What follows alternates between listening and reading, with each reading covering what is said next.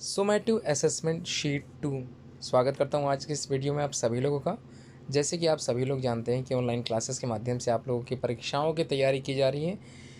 उन्हीं परीक्षाओं को देखते हुए आपका आज सोमैटिव असेसमेंट शीट 2 का जो पेपर मैंने यहाँ रखा है उसको आप सभी लोगों को सॉल्व करना है।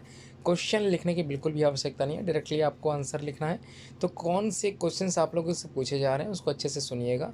80 मार्क्स का पेपर है और 1 आवर्स के लिए आपको समय दिया जाएगा, लेकिन ध्यान रहे ये जो पेपर है ये आपको 35 टू 40 मिनट्स में कंप्लीट करना है, क्योंकि क्वेश्चन लिखने की बिल्कुल भी आवश्यकता नहीं है, डायरेक्टली आपको उत्तर दिखना है।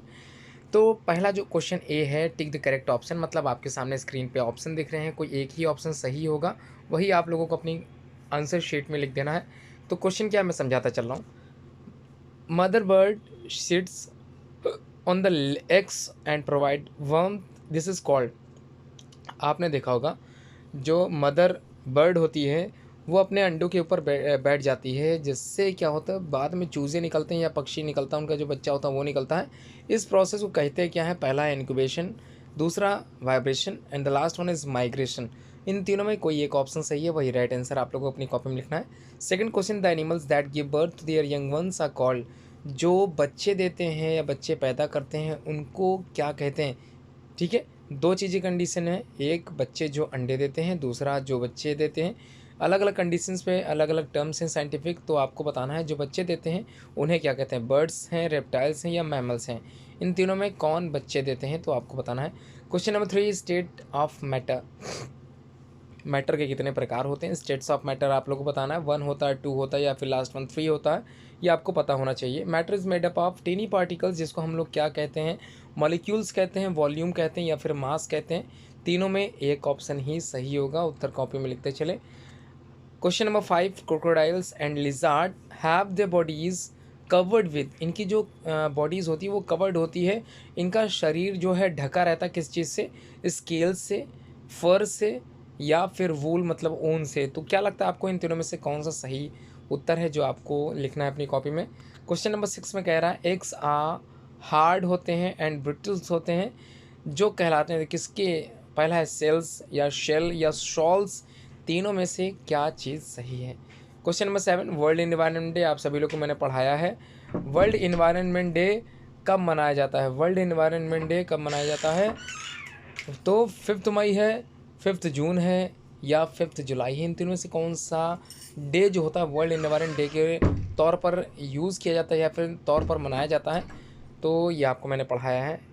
अगला क्वेश्चन, सनी डेज आर किस तरह के होते हैं जब सूर्य निकलता है, वार्मर होते हैं, कूल होते हैं या ह्यूमिड होते हैं। इन तीनों में से कौन सा राइट आंसर है।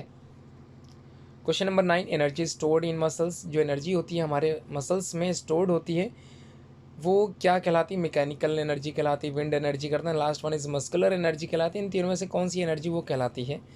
लास्ट क्वेश्चन नंबर 10 है, if has valleys desert and plains. तीन और चीज़ें अगर मिलती हैं तो उसको क्या बोलते हैं, कोर कहेंगे, मेंटल कहेंगे या फिर क्रस्ट कहेंगे, ये आपको बताना है। अगला ट्रू फॉल्स में देख लेते हैं। पहला क्या है आपको बताना है, ट्रू या फॉल्स। कोई एक कंडीशन से पॉसिबल हो सकती है, दोनों एक साथ नहीं लिख सकते, या तो ट्रू होगा या फिर फॉल्स होगा। The core of the earth is not liquid, क्या ये सही लगता है आपको, ये सही है तो सही लिखें। अगर आपको लगता है नहीं core is not a liquid, is only a liquid, तब आप ट्रू कर सकते हैं, जिससे आपको सही लगे। क्वेश्चन कह रहा है the core of the earth is not liquid, liquid बिल्कुल भी नहीं है, ये आपसे कह रहा है। तो ट्रू है कि फॉल्स, ये आपको बताना है। The movement of the earth causes day and night. जो अर्थ मतलब हमारी जो पृथ्वी होती है उसकी जो मूवमेंट होती है इसी वजह से दिन और रात होती है। अगर आपको लगता है सही उत्तर तो आप लोग ट्रू लगाएं, अन्यथा आप लोग फॉल्स कर सकते हैं। Question number 3, at the time of the formation the earth crust was cool. जब पृथ्वी का निर्माण हुआ था, पृथ्वी जब बनी थी, तब क्या उसका जो क्रस्ट था, अर्थ का जो क्रस्ट भाग था, क्या वो ठंडा था। लास्ट क्वेश्चन है ट्रू फॉल्स का, the outer most layer of the earth is called the core. जो आउटर लेयर होती है अर्थ की वो कोर कहलाती है। अगर हाँ बिल्कुल सही है तो आप ट्रू लगाएं, नहीं तो फॉल्स करें। अनस्क्रैम्बल दीज वर्ड, आप लोगों को स्क्रैम्बल करना है, मतलब सही ढंग से इन वर्ड्स को लगाना है और एक वर्ड कंप्लीट करना है। तो देखते हैं क्या है। सबसे पहला आप लोगों को दिख गया होगा, अगर आपको पता है कि ये आंसर क्या होगा तो ज़रूर लिखें। सेकंड वाला आपको पता चल रहा होगा, अगर आंसर सही समझ में आ गया तो बिल्कुल लिखें। थर्ड क्या हो सकता है, तीसरा लिखें, मैं थर्ड वाला बता सकता हूँ। किसी एक प्लेनेट का नाम ये हो सकता है। फोर्थ क्या है एंड लास्ट वन फिफ्थ क्या है, कॉपी में ज़रूर लिखें। उसके बाद फिल इन द ब्लैंक्स आप लोगों से पूछा जाएगा। पहला जो फिल इन द ब्लैंक्स है, the mother bird dash on the eggs to provide warm to the body inside. इसी तरह का क्वेश्चन आप लोगों ने टिक द करेक्ट में मिला होगा। उम्मीद करता हूँ आप लोग आंसर सही भरोगे। फर्स्ट क्वेश्चन समझ में आ गया। सेकंड है, first of all the insect lay eggs, the young one that dash out from the egg is called larva. तो यहाँ पर क्या भरना है आपको, सही उत्तर लिखते चलें। Our solar system is formed of 8, क्या होगा आगे, तो 8 किन चीज़ों से मिलकर हमारा सिस्टम सोलर सिस्टम बना हुआ है, ये आपको लिखना है पूरा भर के। फोर्थ कह रहा the first space craft to visit dash was Mariner second in 1962। तो यहाँ पर पहला जो स्पेस क्राफ्ट था वो पहुँचा था सेकेंड मैरिनर इन 1962। तो ये आपको बताना है कब पहुँचा था। ड्रॉ लाइन द मैच, तो मैच द फॉलोइंग कॉलम्स हैं, आप लोगों को डायरेक्टली आंसर लिखना है। पहला रिवोल्यूशन है, दूसरा रोटेशन है, थर्ड वन इज ऑर्बिट है, फोर्थ एंड कोर है, लास्ट वन अर्थ है।